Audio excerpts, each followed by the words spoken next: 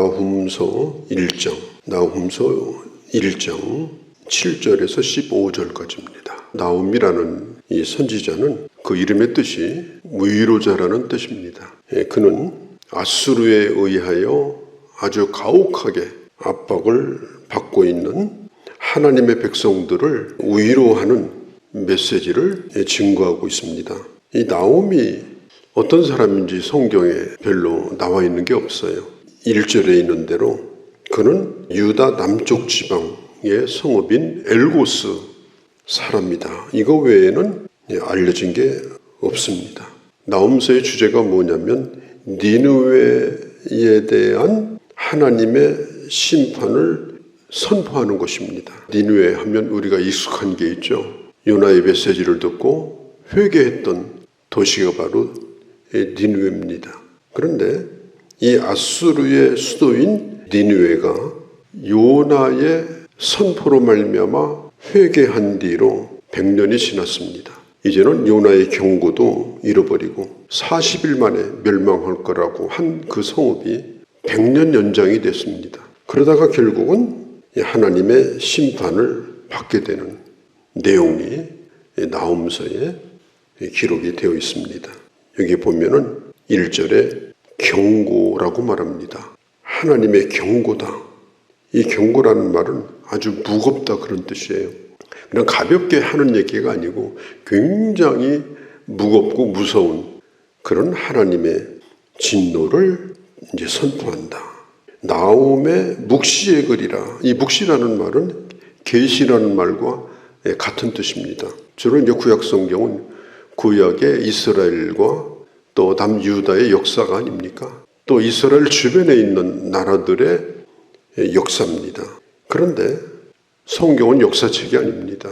그 역사 속에서 하나님께서 어떻게 일하시는가 그것을 드러내는 책이 바로 구약 성경입니다. 그래서 나훔의 묵시의 글이라 이렇게 말합니다.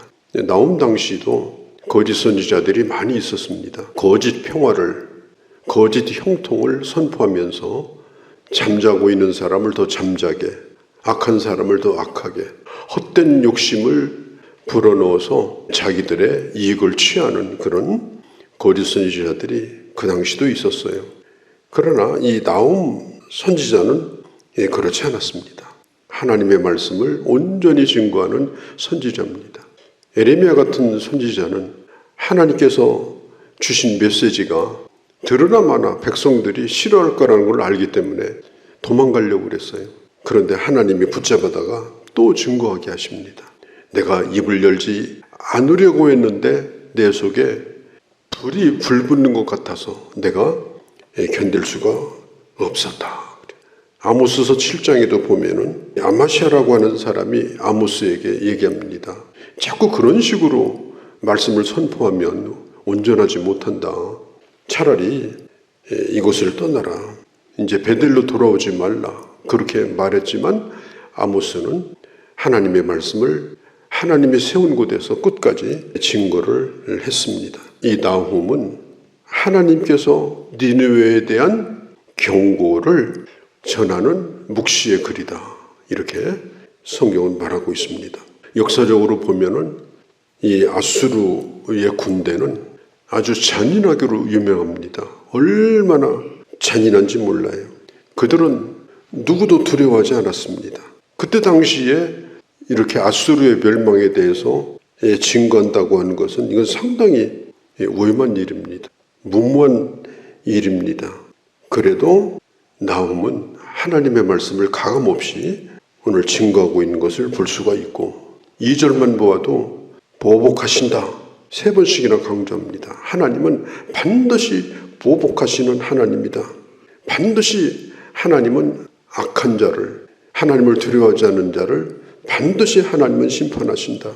전에 요나가 선포한 것처럼 하나님은 은혜로우시고 자비로우시고 노하기를 더디하시고 그런 하나님이십니다.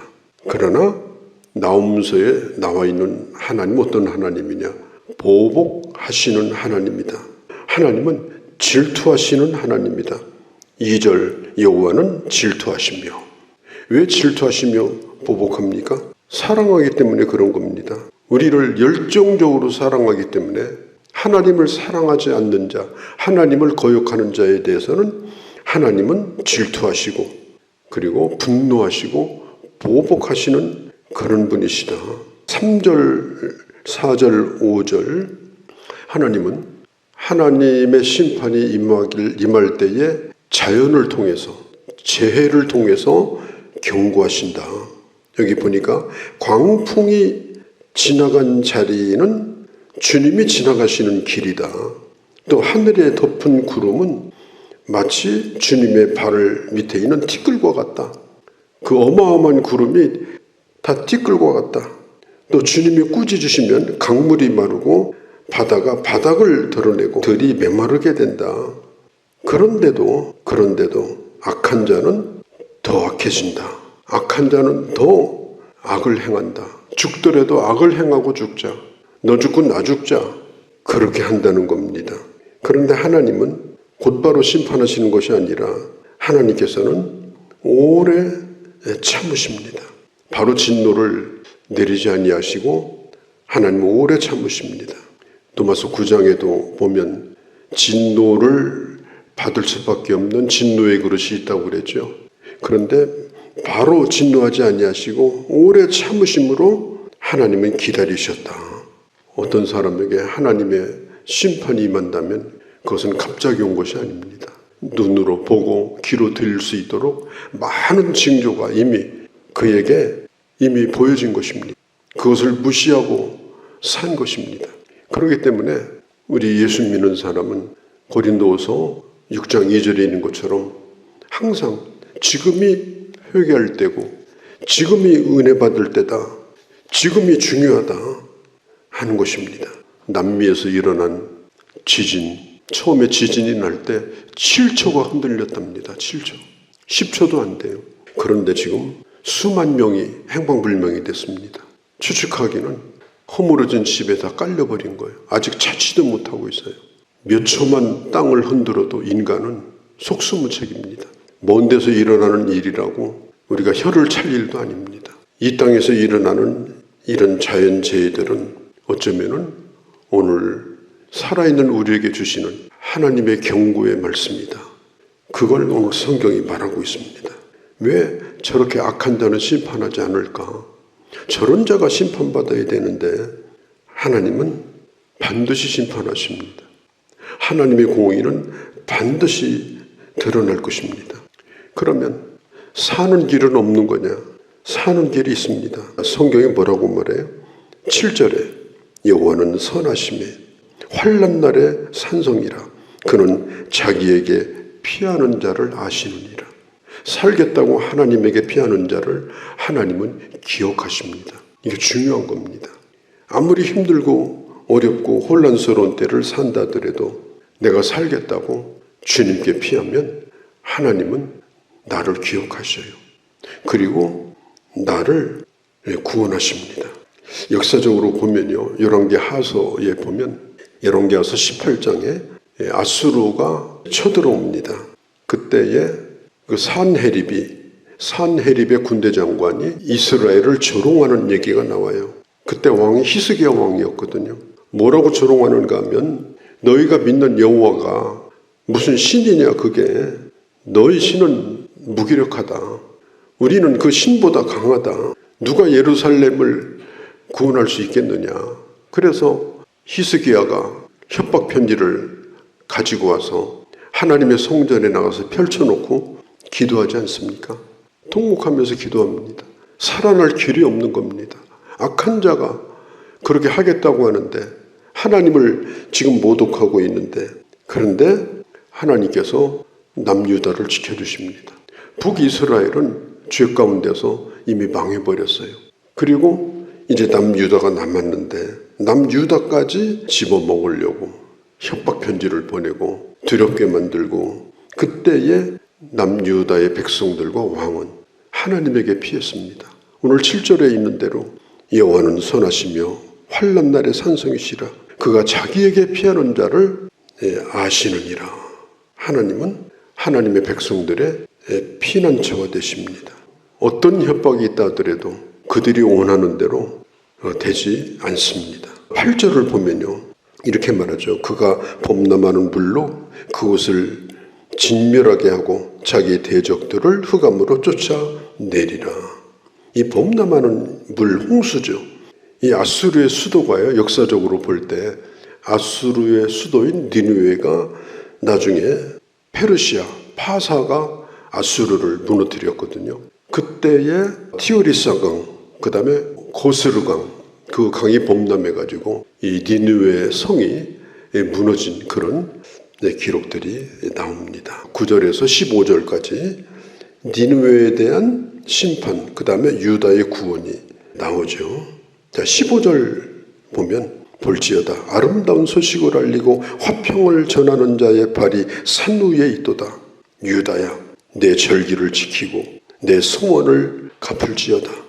악인이 진멸되었으니 다시는 내 가운데로 통행하지 아니하리로다.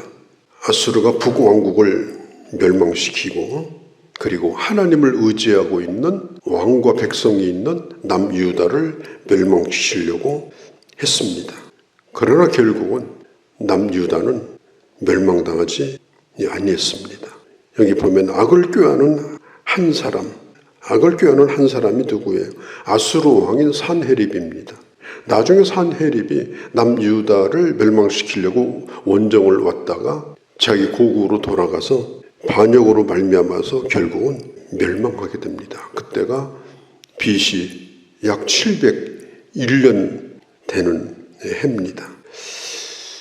사도 바울이 15절 말씀을 로마서 10장에서 인용을 합니다.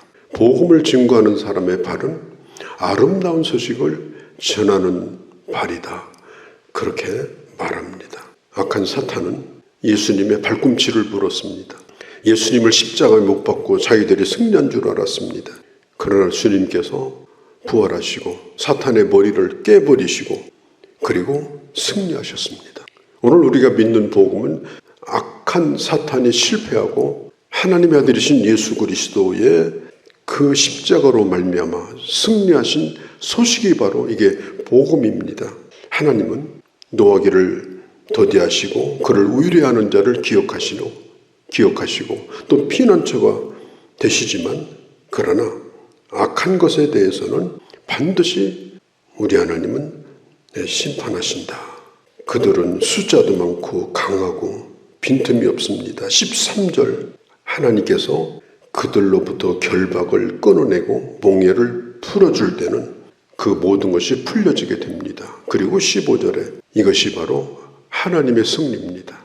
오늘 우리가 믿고 있는 예수 그리스도는 승리하신 분입니다. 십자가로 승리하신 분이고 우리가 전하는 복음도 기쁜 소식이요 아름다운 소식이요 또 복음을 전하는 발은 아름다운 발이라고 성경은 말하고 있습니다. 하나님의 승리를 믿고 어떤 일이 있다더라도 주님께 피하는 자가 되고 그리고 주님을 끝까지 의뢰할 때 하나님은 반드시 승리를 베풀어 주신다.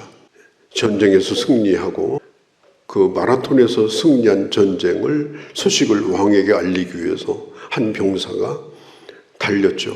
그 마라톤의 승리를 전한 소식을 전하는 발걸음이 바로 마라톤 선수입니다. 오늘도 우리가 하루 길을 걸어갈 텐데 예수 그리스도로 말미암아 우리에게 주신 이 놀라운 은혜 이것을 전하는 아름다운 발이 되어져서 오늘도 복음을 전하고 오늘도 하나님의 사람으로 살아가는 귀한 주의 자녀들이 되어주시기를 바랍니다.